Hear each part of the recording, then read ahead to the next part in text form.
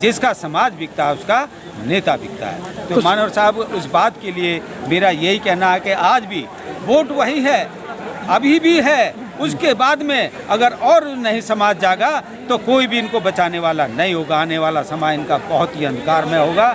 अगर आज भी ये बच सकते हैं तो केवल वोट का अधिकार एक बचा है।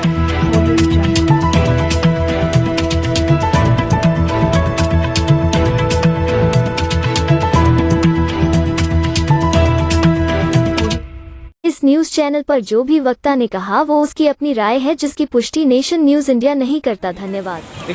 साथियों, आइए और मिलते हैं जो बहुत ही पुराने मिशन के समर्थक रहे हैं और काम कर रहे हैं और बहुजन समाज पार्टी के अंदर भी काम कर रहे हैं। हमारे बीच में हैं कैन साहब जो प्रधानाचार्य रिटायर्ड हुए हैं और समाज का बहुत दर्द है। सर, आज मानवर कांसीराम साहब की पुण्य तिथि है और मानवर कांसीराम साहब ने जो एक समाज को जगाने का काम किया था और एक नारा लगा कर था, कांसीराम तेरी नेक कमाई तूने सोती कौम जगाई। सर, उस समय जीते जीते उन्होंने सभी कौम को जगाया, लेकिन आज लोग फिर मुझे लगता है पुण्य द्वारा सो गए हैं। ऐसा है कि ये समाज जो है ना, बाबा साहब ने या साहब कांशीराम जी ने जो अपना चुनाव चिन्ह लिया था हाथी जी, तो ये समाज जो है ना हाथी की तरह विशाल है, शक्तिशाली है जी, लेकिन इसे जो है ना अपनी शक्ति का पता नहीं है। जिस तरह से हाथी को एक छोटा सा आदमी कम ताकत वाला और उसके सर पर बैठकर उसे कंट्रोल कर लेता है, उसी तरह से इस समाज को भी दूसरे जो लोग हैं वो भ्रमित करके धर्म के नाम पर या किसी भी तरह से इसे बरगलाते हैं और इसको अपनी शक्ति का एहसास नहीं होता है। सर, जब शक्ति का एहसास कराया है, जब मैन स्ट्रीम जो मीडिया है उसके अंदर बड़ी बातें होती है। अगर हम 5 अक्टूबर की बात करें तो 10,000 लोगों ने ही पूरा तंत्र हिला दिया, पूरा कहा था। तो उन्होंने प्रत्येक विधानसभा के अंदर 10-10 झंडे फहराने का काम किया था और एक झंडा आपके घर पे भी फहराने का काम किया था। सर, क्या लगता है आज? सर, ये बहुत ही अच्छी बात है कि आज हम इस स्थान पे खड़े हुए हैं, जो मानवर साहब की मेहनत से आज हम यहाँ ये सब कुछ देख रहे हैं अपने आदर्शों को।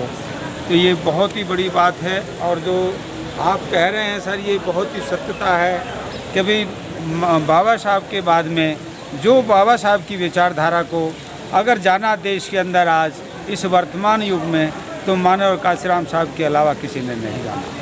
उन्होंने जो बाबा साहब के सपने को साकार करने के लिए, जो बाबा साहब के 2 सपने थे कि मेरा समाज इस देश का शासक बने, जब इस समाज के लिए वो इसकी डबल वोट का अधिकार है उन्होंने पास करा करके लंदन से लाते हैं, तो उनको एक सपना नज़र आया कि अब मेरा देश जो है इस गरीब समाज का, जिसकी संख्या ज़्यादा है, वो इस देश का शासक बने।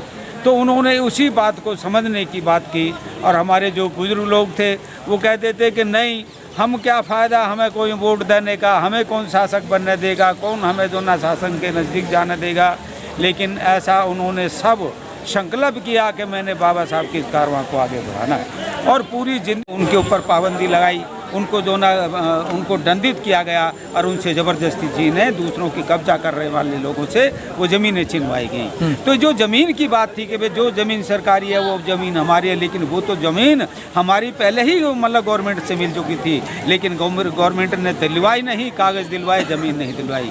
और बहन जी के साथ में वो काम मानव कांसीराम साहब ने वो तुरंत कराया। तो जैसे जैसे वो काम उनका बढ़ा तो उसी काम से जो ना हमारे समाज की बात को आगे बढ़ाया और वो करके दिखा दिया मानव। सर, क्या लगता है कि मतलब दिल्ली में बात बनेगी? सर, दिल्ली में बात तो बनने में कहीं भी कमी नहीं है, लेकिन समाज जल्दी बिखर जाता है। समाज बिखरता है या नेता बिखरते हैं? सर, देखिए दोनों चीज़ें इसमें साबित होती हैं कि जब नेता क्या करेगा, जब समाज, मानव साहब कहते थे, हर मंच से कहते थे इस बात को कि जिसका समाज बिकता है उसका नेता भी बिकता है, जिसका समाज नहीं बिकेगा उसका नेता भी नहीं बिकेगा।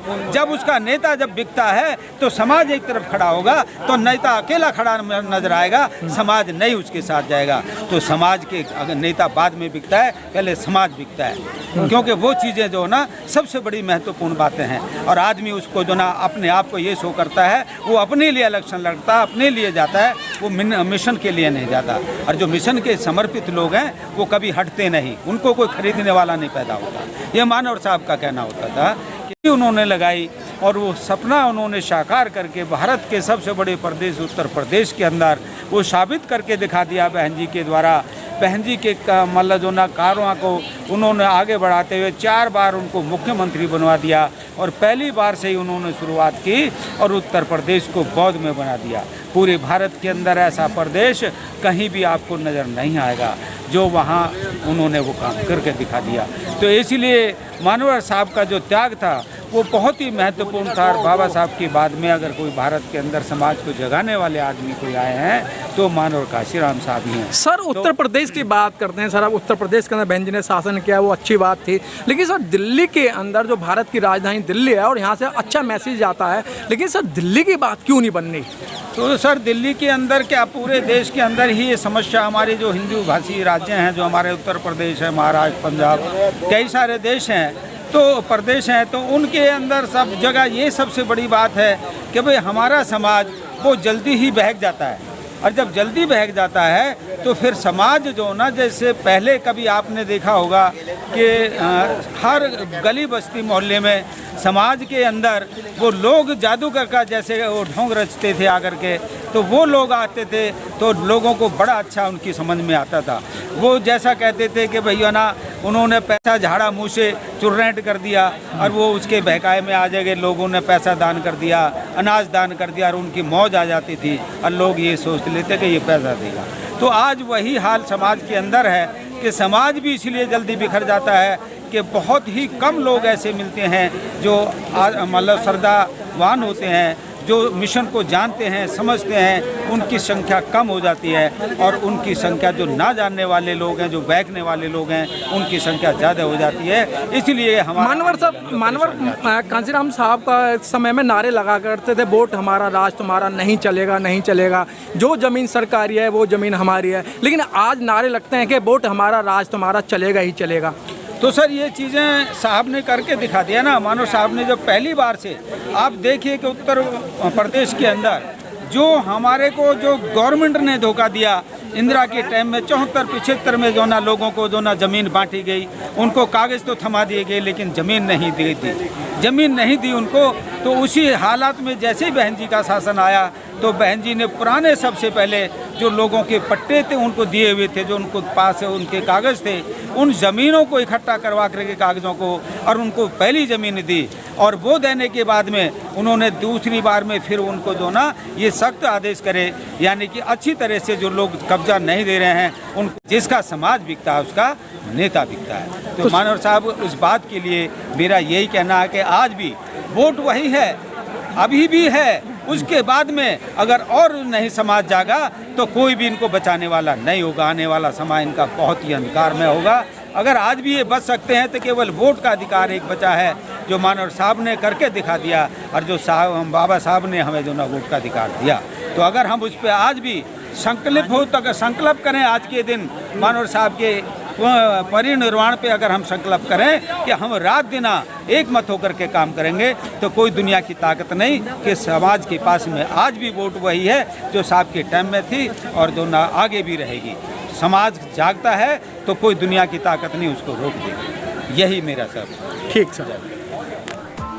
Press the bell icon on the YouTube app and never miss another update.